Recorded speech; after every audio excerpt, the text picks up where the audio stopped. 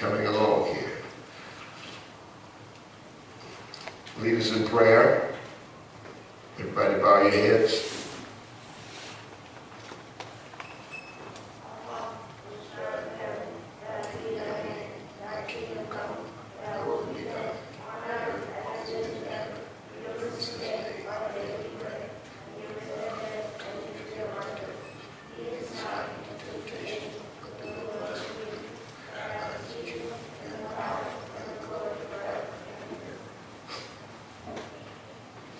Excellent. You may be seated. The care-descendant servant warrior leader must be loyal in the face of opposition. So starting on page 15 is what we're dealing with, loyalty. The care-descendant servant warrior leader must be loyal in the face of opposition. Loyalty is an essential part of true friendship. There is no true friendship if there is no loyalty. We're going to first talk about Herbert.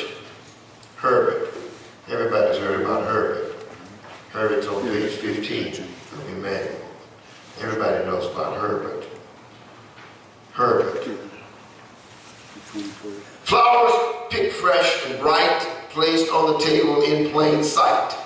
Herbert places here to put a smile on your face, to bring some joy in your daily race. Now the room is empty over many years.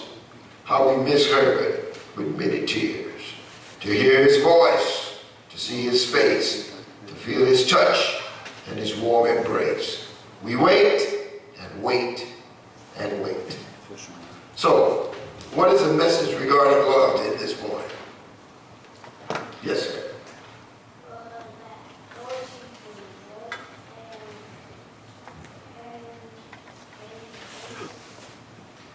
Okay, thank you. What's the message of loyalty in this point? Ladies?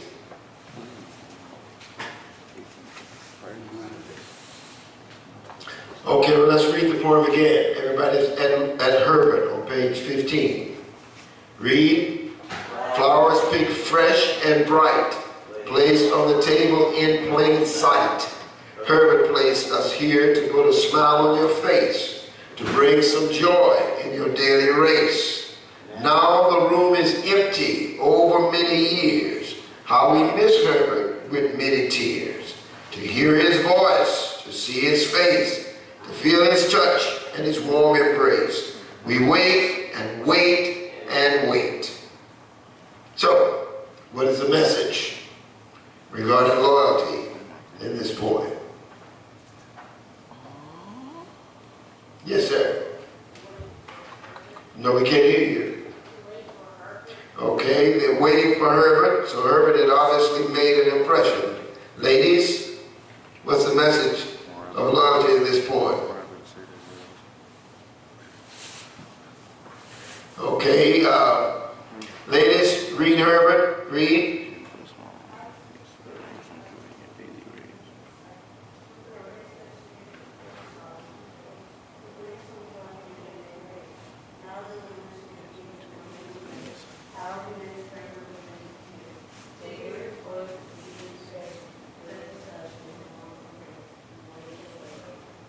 So what is the message regarding loyalty in this point?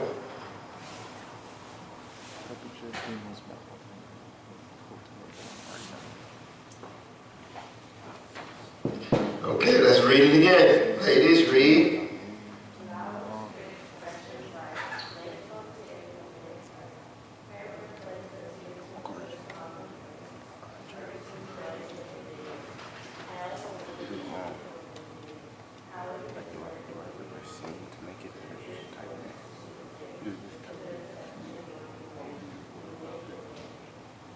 Okay, so what is the message regarding loyalty in this poem?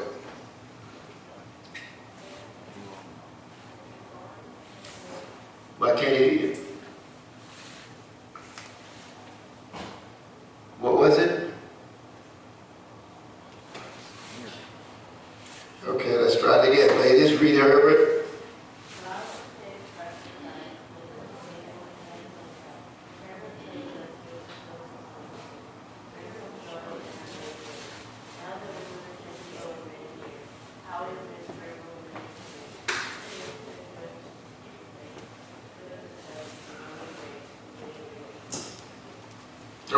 so what is the message regarding loyalty at this point?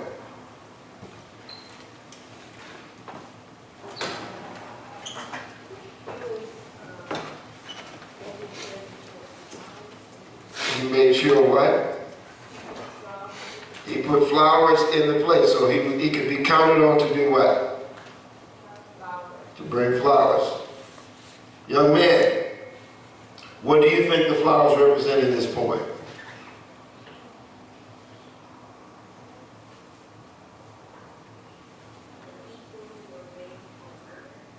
Okay. Interesting. Young ladies, what do you think the flowers represent at this point?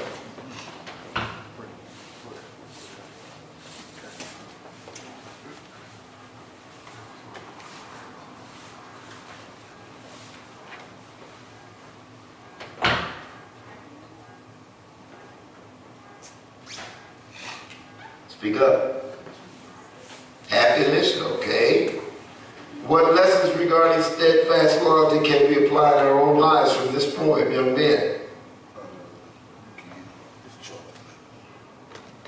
What lessons regarding steadfast loyalty can we apply in our own lives from this point?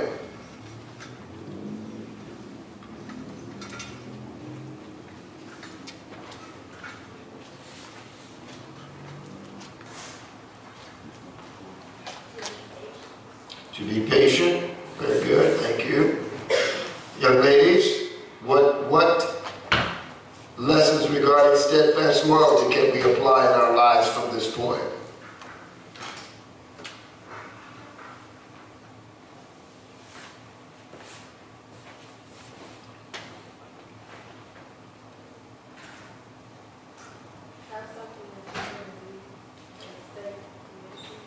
Have something that you're going to do and stay committed to. Thank you.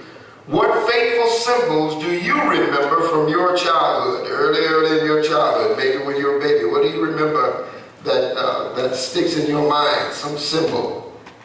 Male cadets.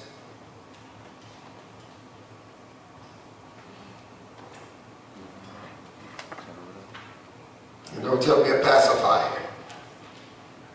What do you remember? What faithful symbol do you remember from your childhood? Football. Football, okay.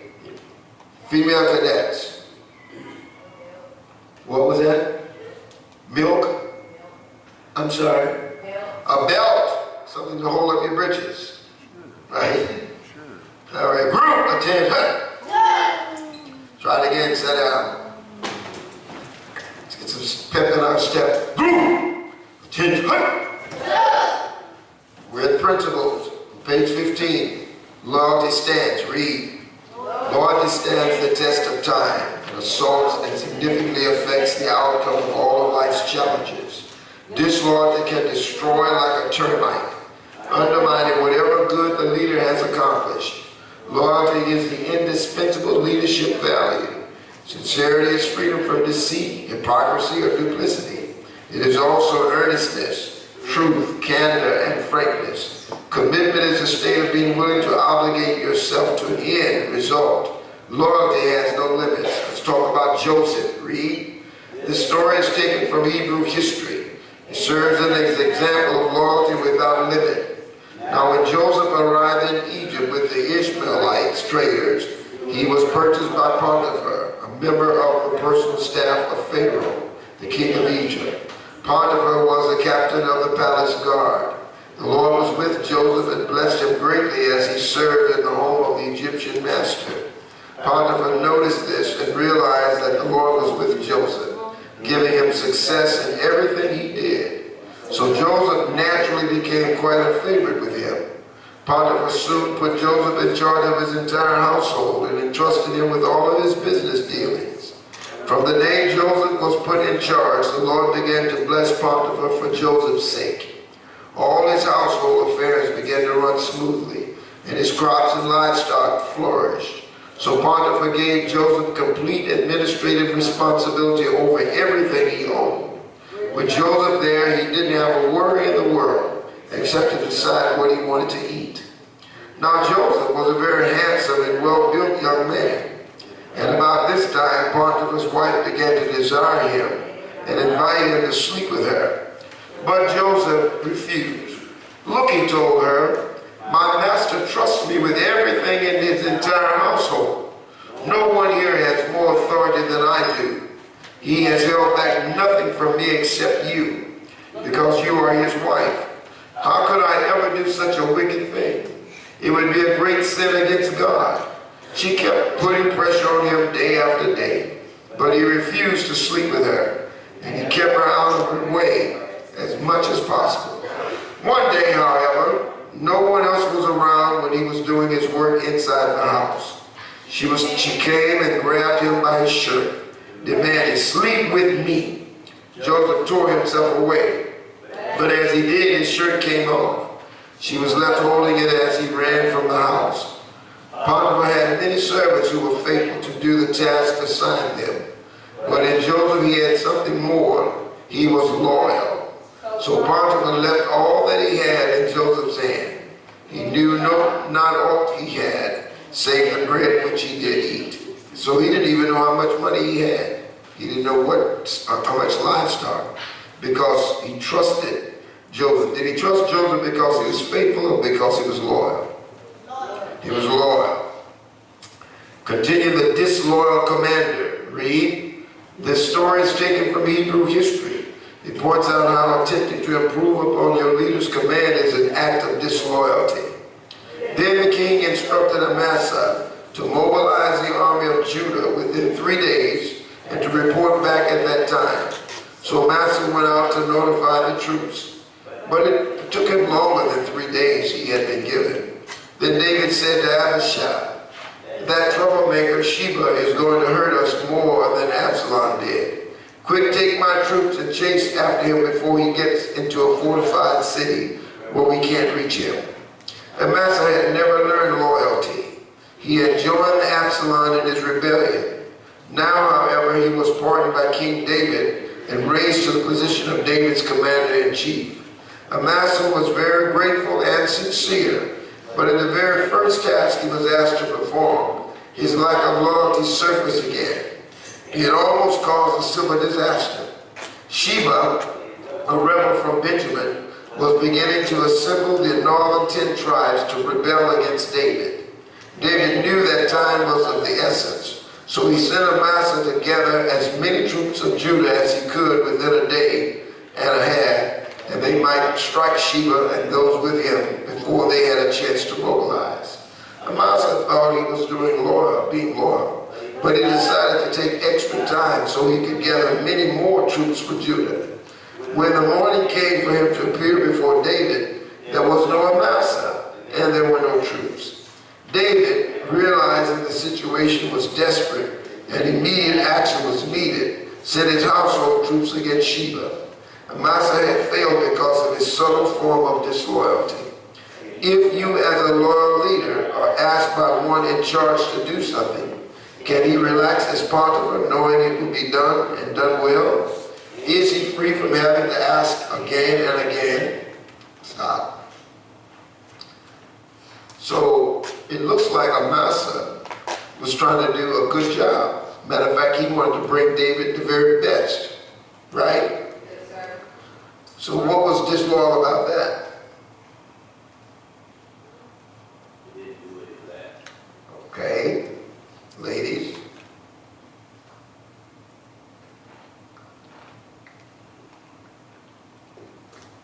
Males, yes sir. He didn't get the job done as required. He didn't get the job done as required. Okay, didn't do what he was asked to get the job done as required. Ladies, what was disloyal about Amasa? Can't hear you. Rebelled. He rebelled, and what would we say he did? How did he show rebellion?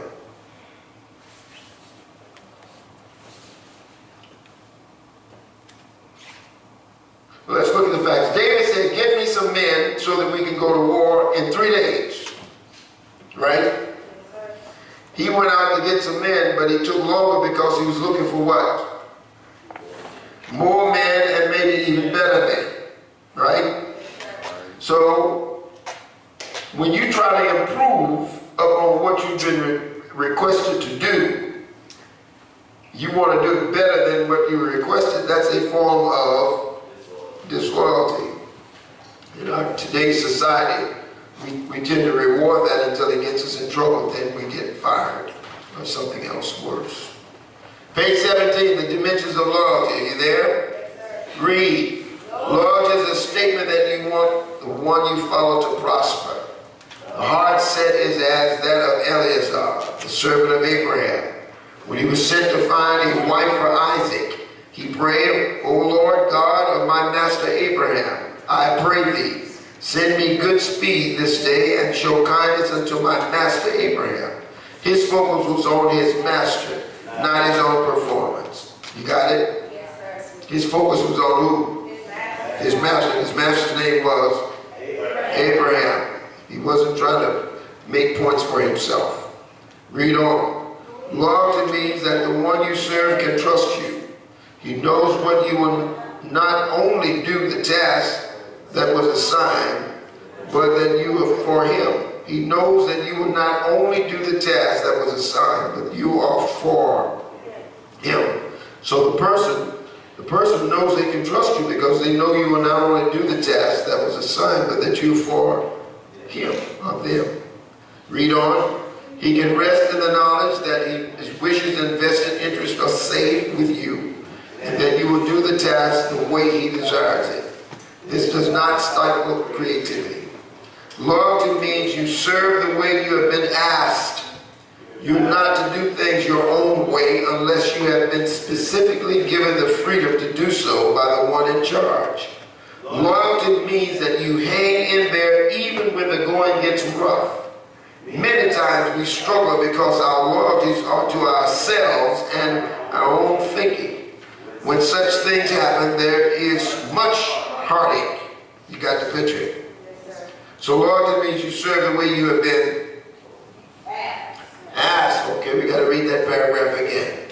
Read. Loyalty means you serve the way you have been. You are not to do things on your own unless you have been given the freedom to by the one in. Loyalty means that you hang in there even when the going gets many times, because our loyalties are and our own. When such things happen, so loyalty means you serve the way you have been asked. Very good. Next paragraph, loyalty and faithfulness. Read. Though loyalty is often used interchangeably with faithfulness, there is an important difference. Faithfulness refers to actions. When a person is given a task and then completes it properly, he has been faithful. However, that fact tells us nothing about the set of his heart or his motivation. Loyalty, on the other hand, describes a heart set that is positive, honoring the one served and giving without self-serving motives. It is that part of love that seeketh not our own. Loyalty has the right attitude toward the one served. So, we do confuse loyalty and faithfulness, and people go to talk about how faithful they are. Faithfulness refers to, okay, let's read the paragraph again. Though loyalty, read, though loyalty is often used interchangeably with faithfulness, there is an important difference. Faithfulness refers to actions. When a person is given a task and then completes it properly, he has been faithful. However, that fact tells us nothing about the set of his heart or his motivation. Loyalty, on the other hand, describes a heartfelt that is positive, honoring the one who served and giving without self-serving motives. It is that part of love that seeketh not our own. Loyalty has the right attitude toward the one served. So loyalty, on the other hand, describes a heart set that is positive, honoring the one served and giving without self-serving motives. So I'm not giving to get. I'm not giving you something because I want you to give me something. Y'all listening? Okay, so though loyalty is often used interchangeably with, there is important, so we need to be able to distinguish between loyalty and and faithfulness. Read on with right attitude. Read. Right attitude leads to right action, which leads to right habits, which leads to right witness. Loyalty is to not serve with eye service as people pleasers, but in singleness of heart. Loyalty, the heart set, is a must if we're ever to have victory in our personal lives. We must be willing to put aside our individual rights for the sake of what is right. We must be willing to set aside our individual rights for the sake of what is right. You do the right thing the right way for the right reason, expecting the right results to benefit others. So it's never about you. Lessons for life. Read. If a person is loyal, then he or she can be relied on. Loyalty to a friend is displaced, especially where the... Stop. If a person is loyal, then he or she can be what? So I can't trust you if you're disloyal. You might be faithful, but faithfulness does not say that you're taking action on my behalf for me. Loyalty says that your heart set is for me to succeed. Can y'all hear this? So if a person is loyal, then he or she can be relied on. If they're loyal, they can be relied on. Loyalty to a friend is displayed how? Especially where the friend is in some danger or need, and where the assistance is rather costly to provide. Oh my goodness. Read on costliness. Read. Costliness is relevant as providing evidence of reliability. It is a test of loyalty. The trustworthiness of the loyal person stems from an attitude of attachment to the object of his or her loyalty, a heartfelt identification with it and love for it. Loyalty is engaged as a character virtue because in addition to the benefits occurring to the object of the loyalty and the social bonding that it betokens, it is an expression of personal Personal integrity. A person with no firm identity, capable of... You gotta flip the page, right? No. Page 18 is where you are now. You ready? A person with no firm identity, capable of no steady attachments, but tossed about by shifting passions and subject to every change of environment, cannot be loyal. Neither can a utilitarian who must decide what to do on the basis of calculations of benefit that descend from the particular identity of the person involved. Loyalty is impossible without particular attachments. True loyalty shows an integration of personality without which no morality would be possible. The greatest evidence of genuine friendship is loyalty. What's the greatest evidence of genuine friendship? Loyalty. Loyalty. The greatest evidence of genuine friendship is loyalty. Being available to help in times of distress or personal struggle. So a true friend is a loyal friend. A loyal friend, therefore, is a true friend. We're going to break at this time to do the practice, and I want you back here in 30 minutes. I want you back, 30 minutes.